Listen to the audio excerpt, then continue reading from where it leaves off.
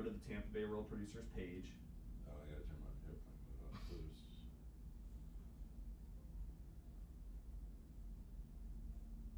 You got some sweet jazz music playing today, man. Nice. Today is Good for the soul. It is good for the soul. So it's up on Top Producers Nation as well. So it's on your main page, it's on my business page, my main page, it's on your YouTube, Tampa Bay Real Producers, Tampa Bay Real Producers page, and then also Top Producers Nation's page. Cool. So it's in a bunch of spots right now. So if you go to the Tampa Bay Real Producers page on Facebook, you should see right in the top, going live with Mike Bosko. You might have to refresh it. And then you should be able to press a share button at the bottom.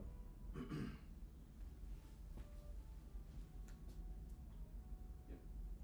Perfect. You can even just click on this little bubble icon there. This little icon. Yep. There you go. And then where do I share it? So then there is generally right next to the comments area. There's that little This thing? forward area. You can then send it to people directly, or you can share now. Oh, but that's my personal page. I wanna go to my Would have to switch over to your. Yeah, you'd have to switch your profile, Yeah, you have to switch your profile to your first. business page. which is Correct. what I'm trying to do, and it's just doing Down just the bottom, right? yeah, I hit it. That's just If I pick something up.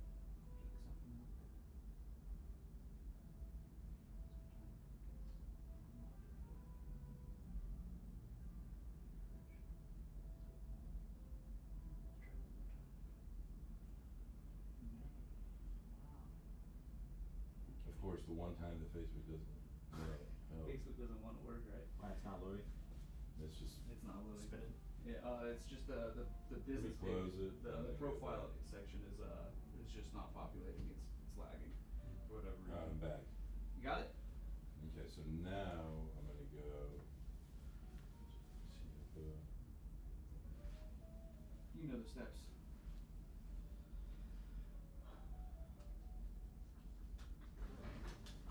Water real quick. Absolutely not. You waited till now? Yep. Unbelievable. So should I go ahead and do the share? or Yeah, absolutely. They're not gonna hear us. What they're hearing right now is the music. They're hearing you can hear the jazz that's playing. That's what they're hearing. So they're not gonna hear us talking right now. They're gonna see. Mike, do you want a water? Sure. Thank you. Actually, let's go.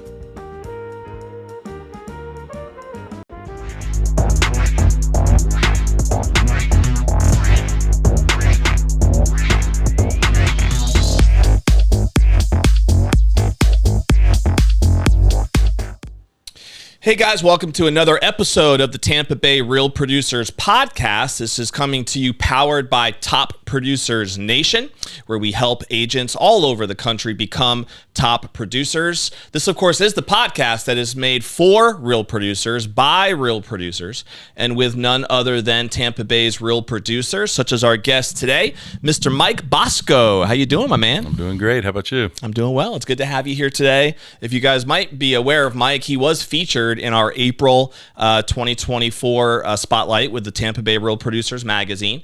He was actually a featured agent in that particular issue, so check that out if you want to learn more. But we're going to be diving into Mike's story right now as far as how he got featured and how he grew his business. Mike is with Century 21. So why don't we just start a little bit with your background of how you even got into Tampa, if you grew up here, if you moved here, and then eventually how you got interested in getting licensed into real estate. So we'll just start there. Well, I originally lived right across the street there, pretty much across from West Shore Mall originally. Nice. So you grew up in this area, huh? We moved to Odessa when I was 3. Okay. And but yeah, Tampa. Okay. I've been here my whole life. And Chamberlain High School. Mm-hmm. Stayed local for college, and been here ever since. Where'd you go to school? So I went to HCC the first 2 years. Okay. Then I took a long break and went back to SPC. What did you major in? Business. Okay. So was real estate always an interesting thing for you, or when did you find yourself getting interested in that? It's always been kind of an interest. I would tour houses with my dad. My dad was a broker in South Tampa. Okay. And so it was in the family. In the family, Mm-hmm. yeah. So it was always sort of intriguing to me. I mean, I dabbled in a lot of other things along the way. Sure. But yeah, it was always in the back of my mind.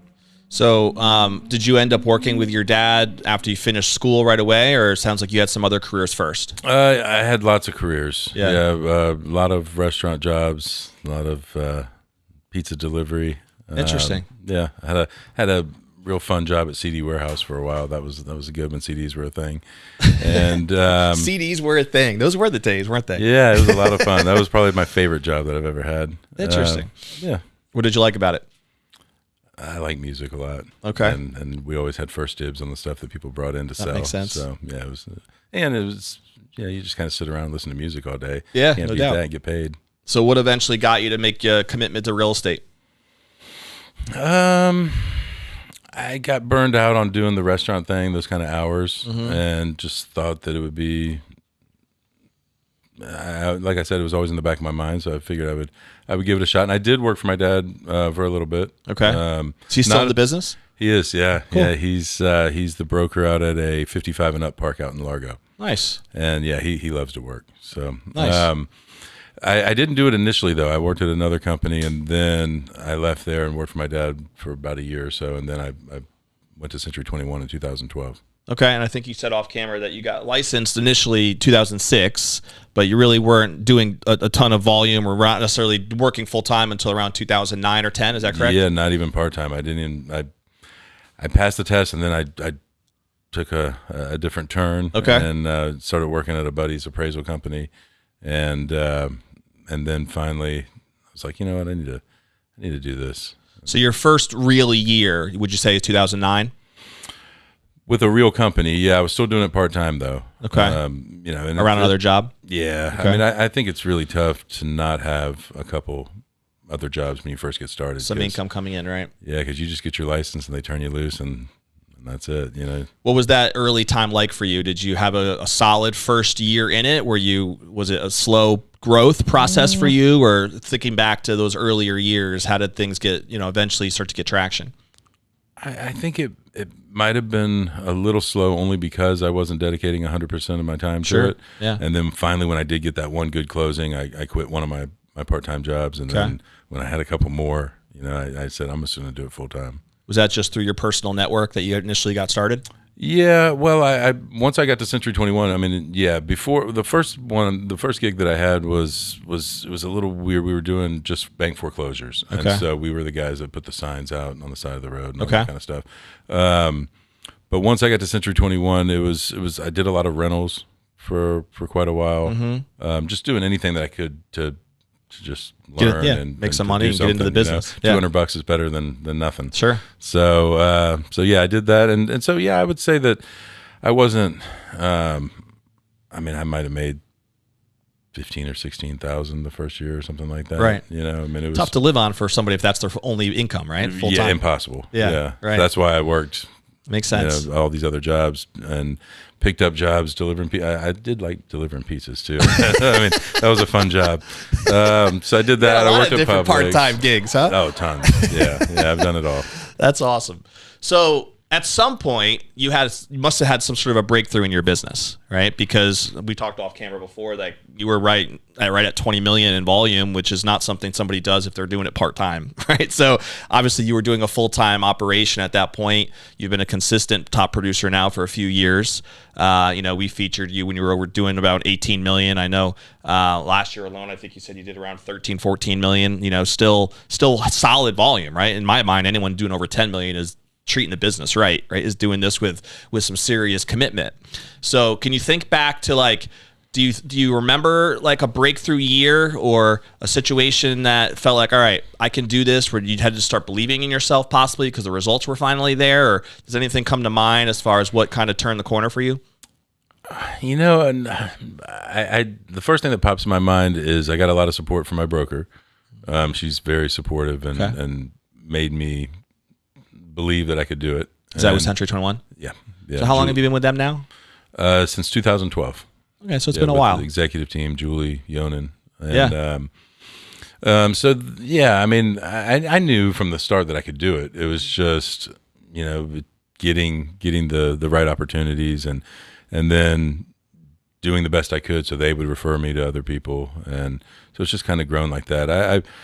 I guess has it been a pretty slow growth, would you say, like just year upon year, or was there a spike year in there somewhere? I think there was a spike year, probably. I don't know. Time goes by so fast. Sure. I mean, somewhere in the late teens or mid-teens, where I probably quadrupled or something, in 1 year, and then just trying to keep doing it and keep the referrals coming. And so has your business 100% been referrals? Is it all organic, or have you done other things to generate business? Yeah, a lot of it. I mean, I'm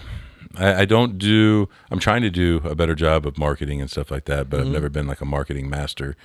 So a lot of it has just been through personal referrals. Cool.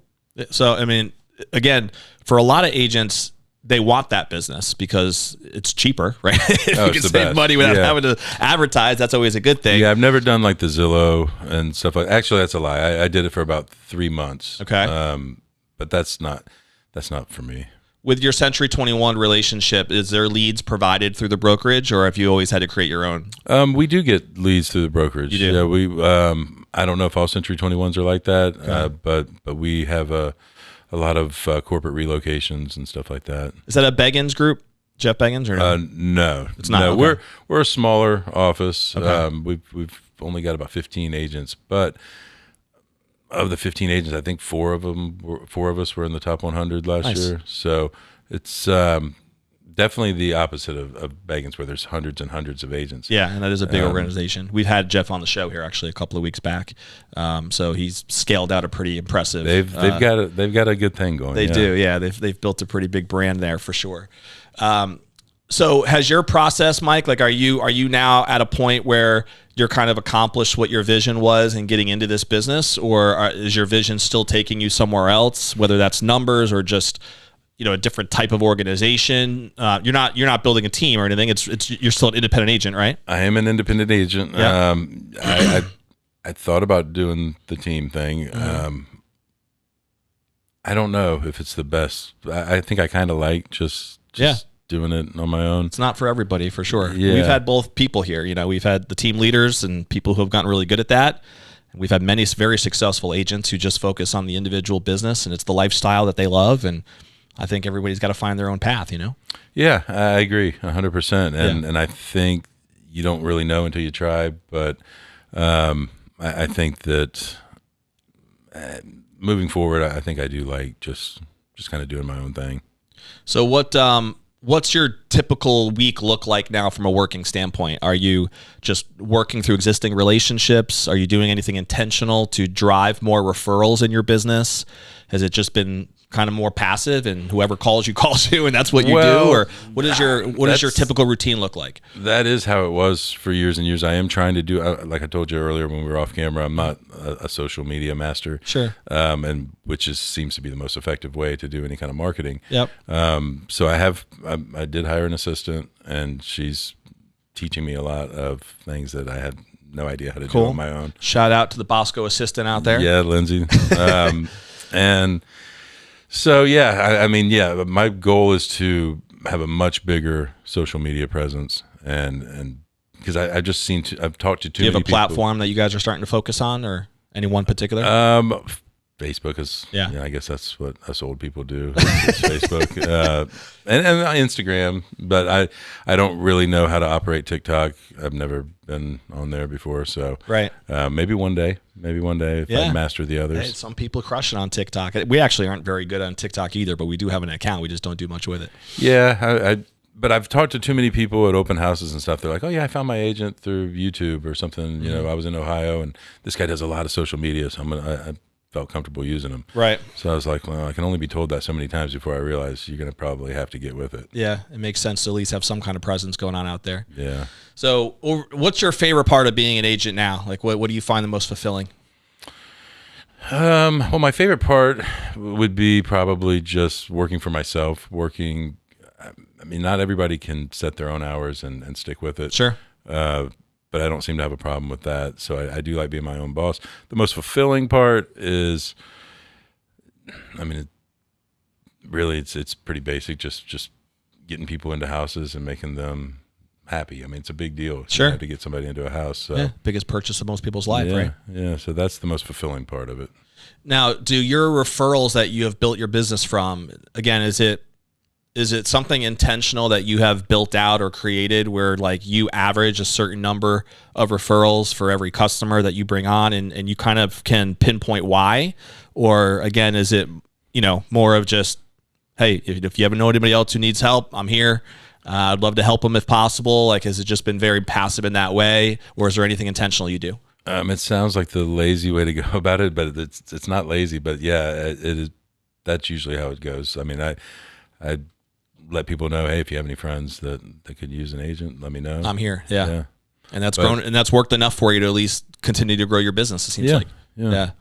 Well, it just speaks to how important it is to have good customer service, because obviously that's more of a, it's a passive approach to grow the business, but it's worked, right, for you. So the reality is that it wouldn't be working if they weren't having good experiences in the first place. Right. So it's really making your business very customer centric. Is there anything specific, Mike, you can think about that has helped you, have that type of a focus with having a customer centric type focus? Like, what do you think you did mention off camera that you feel like your connection with people has been one of your superpowers, right, in real estate that you think has helped you. Any tips that you might be able to share to agents out there who would love to grow their business organically but just think it's too slow or they're not making it happen or it's not getting traction? Anything come to mind? That's a tough one. I mean, I would say that to answer the first part of your question, I've had customer service jobs throughout my whole life, and I was always raised where the customer's always right, which doesn't seem to be the way that it is a lot of times anymore. But, well, I'm sorry, what was the second part of the question? Any tips you would share on how to have how to make sure that your customers are satisfied enough so that those referrals are coming in organically? What did they do for you? I think the best way to look at it is to try to put yourself in their shoes and how would you want to be treated, and what kind of help would you need along the way, and just be there for them. Every client's going to be different, and the level of help that they need is going to be different, and not everybody wants a lot of help. And figuring out the people that do need the help and the people that just kind of want to be, minimal involvement from their agent. Yeah, it makes sense. Is there a niche at all that you found that you've served over the years? Are you a specific type of group of people, specific type of customer? Are your people all local? Do you have a lot of people out of area? Like, what's that been like for you? Well, we do work with the military a lot, and a lot of them are coming from from out of town. Yeah. And so yeah, I would say if I had to name one group of people that I've worked with the most, it's a lot of military. That's and cool. with the base being here, there's no shortage of people coming and going. Yeah, no doubt. Did you serve as well? I did not, but both my boys just joined the Navy. Nice. So that's exciting. That's pretty exciting. Yeah, no doubt. I have a cousin who graduated from Annapolis, actually. Oh, wow. And so she became an officer in Pearl Harbor, and we visited her actually out in Hawaii. This was years ago now, but that was my first time ever going to Hawaii, so it was a pretty cool experience. Hawaii is awesome. It is. Man, yeah, I've been there twice now, but it was cool. She was obviously stationed out there. So I guess when you graduate from Annapolis, you kind of have your choices as to where you'd want to be sent and stationed as an officer. And of course, I think Hawaii is pretty high on people's list. Probably. So she happened to graduate like towards the top of her class, I guess, and was able to get stationed out there. So it was kind of neat. Yeah. No, I hope they get stationed in Hawaii. I'd love to go back. That would be cool. Well, shout out to the Bosko. You said 2 sons? 2. Yeah, they joined at the same time. Very cool. Oh, so are they twins or just same? Okay. No, not the same age. No, 5 years apart. Gotcha. So for people who don't know you as well yet on the personal side, talk a little bit about that. Like, are you married? Yes. And you have two sons. Any other kids? No. Okay. And they're on their way to the Navy, you just mentioned, so that's kind of cool. What do you guys love to do for fun? What kind of keeps you busy when you're not jamming in real estate? Well, I'm always jamming in real estate. Yeah, but we like to travel a lot. We would always try to take a family trip every summer because my wife's a teacher, so outside of summer we don't do a lot of traveling. Yep. Except, I guess, Thanksgiving we try to do something every year too. But we like to do that. Just spending family time, getting together with, Sundays, hanging out at some relative's house. Okay. And, do you have a lot of family in this area? So I don't have a huge family, but the family I do have, my sister lives in Oldsmar. My dad's, like I told you, is in Largo. Yep. But I've got some family out in Texas and New Jersey as well. But my wife's family is really big. Are you guys based out of Tampa? Do you live in Tampa now? Tampa, yeah. You do? North Tampa. But my wife's family is big, and they all live here, and they've all Where lived is she here from? forever. Tampa. We're both born at St. Joe's. Oh, wow. Okay. Did you guys meet early on, or was it later on for the romance? So, well, that's kind of a long story. High school, we dated for a couple of years in high school. Sweethearts, right huh? after high school, and then we went our separate ways, and then got back together years and years later. Very cool. Okay. Yeah. And so if you take another step back to the business side for a second, if you were able to identify one part of real estate that you feel like has been the most challenging for you, what comes to mind as you feel like has been a part of the business that you've struggled with or had to really get, work at or really get good at? Definitely the life work balancing. Yep. Because that's a common one. It's tough. It definitely helps to have a understanding spouse. Mm-hmm. Because I've gotten better at it. I have. I mean, kind of, if somebody still needs you, if you see your phone ringing at 10 o'clock, I still answer it. Sure. But does your wife work in real estate too, or work? No, she's a teacher. She is. Okay. Yeah, elementary school. So it's more of at least of a set schedule, even though I'm sure she brings a lot of school work home. They sometimes. have to do a lot of work. Yeah. They definitely are overworked and underpaid. Yeah, no doubt. That's been a long story for decades now, unfortunately, for a lot of the teachers in our country. Yeah.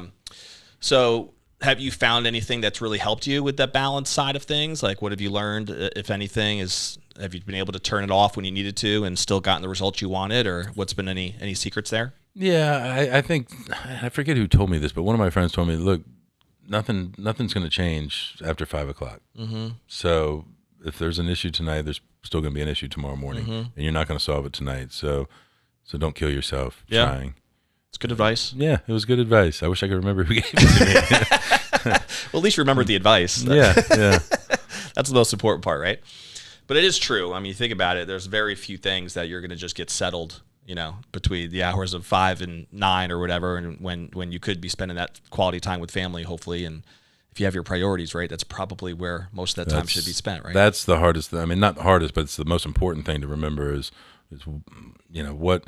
what's more important. Yeah. And not saying that the real estate side isn't important, but right. There's we do a lot of different things, and not all of those things are as important as the others. Obviously if you've got an offer that expires at midnight, you probably need to address that. But Right. but if it's something minor that can wait till morning, it needs to wait till morning. What do you get excited about now, Mike, when you think about the future, rest of this year, next year, in terms of what you're building, what you're growing, whether those are specific goals or just anything else that kind of gets you excited as you look forward? What comes to mind? Well, this will sound kind of weird, but I'm actually kind of excited about this, see how this whole NAR settlement thing shakes out. Because Okay. I think I think there's a lot of aspects of it that are going to be good. I mean, it's going to be, I think anytime there's change, it gives opens the door for opportunity. Sure. And so I'm excited about that, to see how that's going to change, because Yeah. we've been hearing about it for so long. Right. It's almost like, God, just do it already.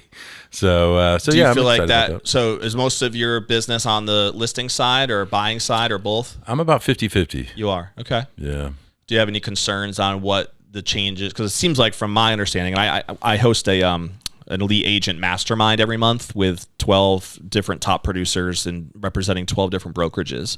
And so that topic has come up now a couple times, and we've kind of gotten people's opinions and dove into some of the strategies and stuff that they're also implementing. Some of them are team leaders and brokers that are there.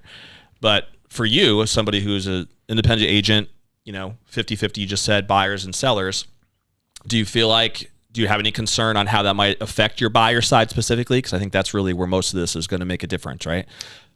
Is how you would approach a buyer and make sure your commissions are guaranteed on the buying side, that kind of thing. I think so, and especially for me, because I've never done a buyer's agreement before. Right. I mean, we've always kind of operated on, hey, if you don't want to work with me, then don't. Yeah. But Is that going to now, be a change now? Yeah, because now they're making it mandatory Right. that you have them sign that. So, I think that there's no specific time limit that you have to sign that for. So I've heard people saying, well, you can just have them sign a 24-hour agreement and then rip it up the next day. And Yeah. and they're so I don't think it's going to be as bad as everybody's saying it's going to be. Right. But I think it's great. I mean, it gives you an opportunity to get face to face with a buyer, instead of just like, I don't know how it's going to work with a lot of the Zillow agents that, when somebody hits the button, 4 agents call them. Yeah.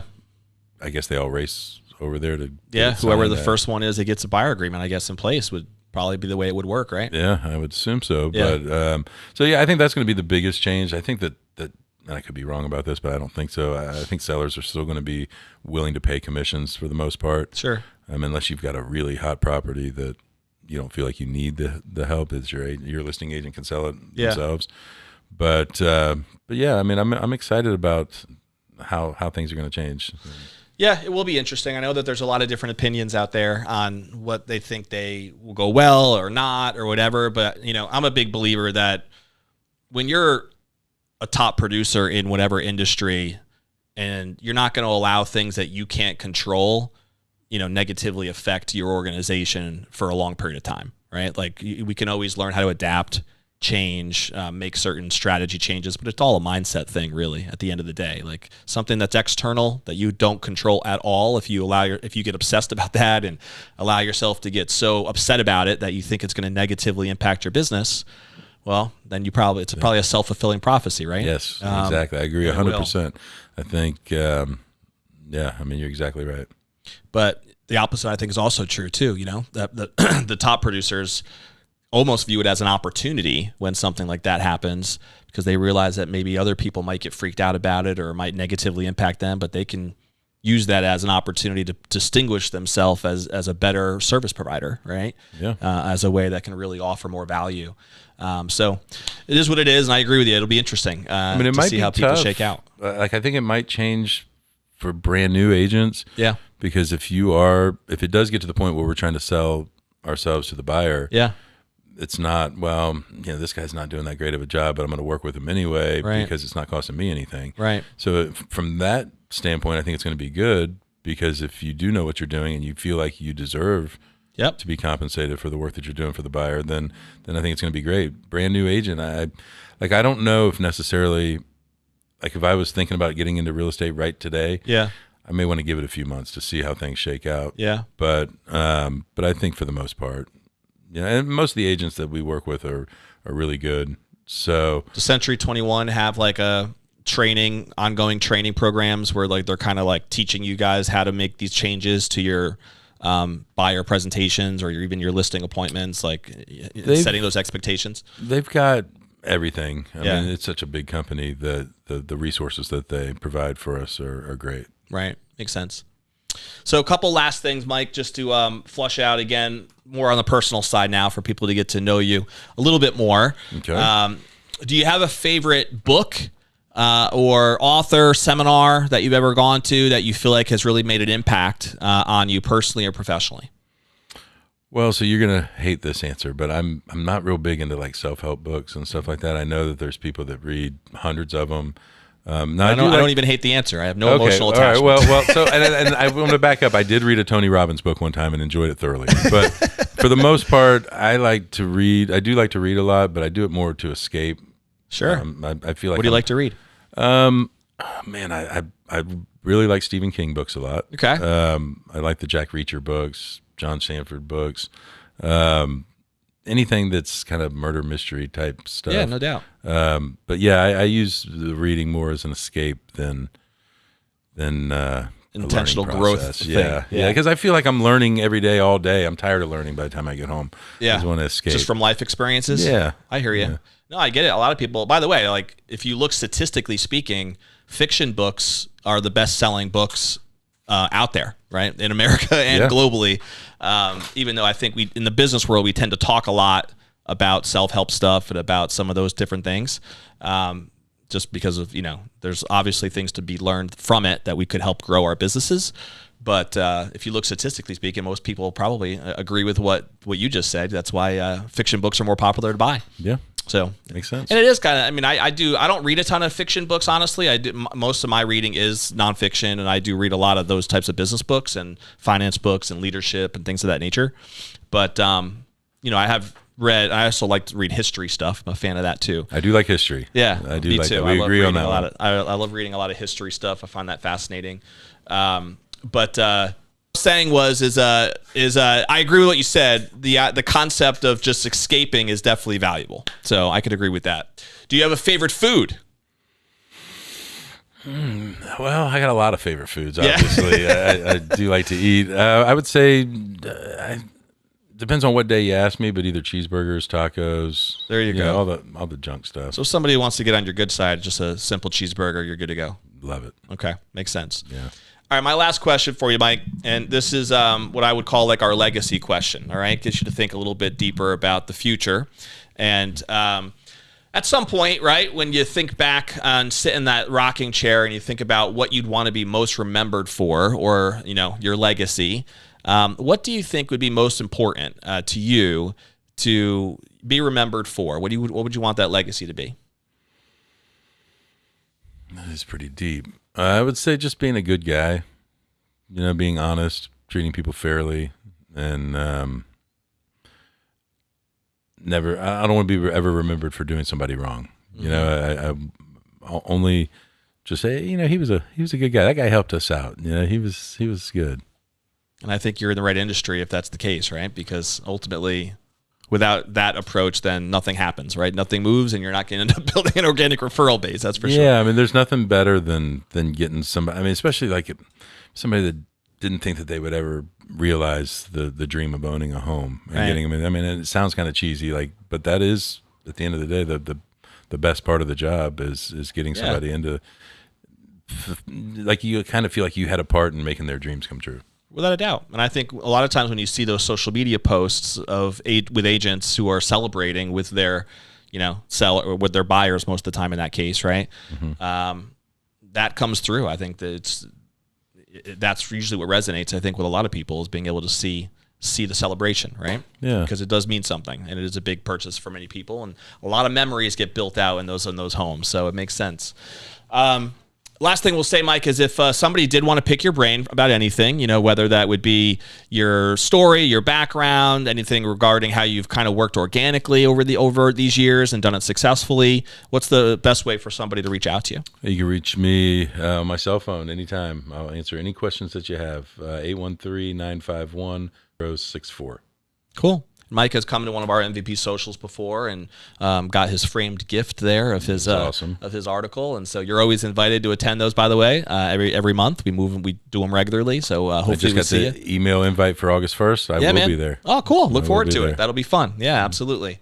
So we will finish this episode the way we always do, which is to a challenge with the audience. So whether you're watching live on Facebook or any of our other platforms, or you are watching or listening through any of the 15 plus podcast platforms that we have, if you don't already follow us or subscribe, just click the button, by the way, that says subscribe. That way you'll be notified every time a new episode drops, which is done weekly here with our podcast. But what is one action step that you can take from our conversation today with Mike that's going to help propel you forward personally or professionally? Maybe you're an agent who wants to also grow your business organically, and just hearing from Mike today over the years where he's, basically just grown his business through customer service. I mean, that's been the approach. Hasn't been a lot of other work in terms of intentional lead gen necessarily, but his business has still grown. And so maybe you're trying to do the same thing and you can relate with that approach, but you're frustrated for whatever reason. Possibly reaching out to Mike might be a helpful thing to pick his brain a little bit more, or learning from our conversation today. Finding a niche that you can serve. Mike talked about working with the military a lot, has been a niche that's helped him. So I do think there's a lot of importance of finding a unique niche that you could become a go-to person in. And that might be a step that you can focus in and identify what it is for you. Check us out more at topproducersnation.com to learn about our different programs to help agents become top producers through our community and our course and other programs. And of course, we will see you on the next episode of Tampa Bay Real Producers. We'll see you then. Bye. Hi, I'm Troy Walseth with Walseth Teams with Keller Williams in Pinellas County, Florida. We are here at a Real Producers event, learning with the top agents in the country about how to succeed in any market. And I love Real Producers because you have an opportunity to talk to some of the top agents in the area, and they always do a great event.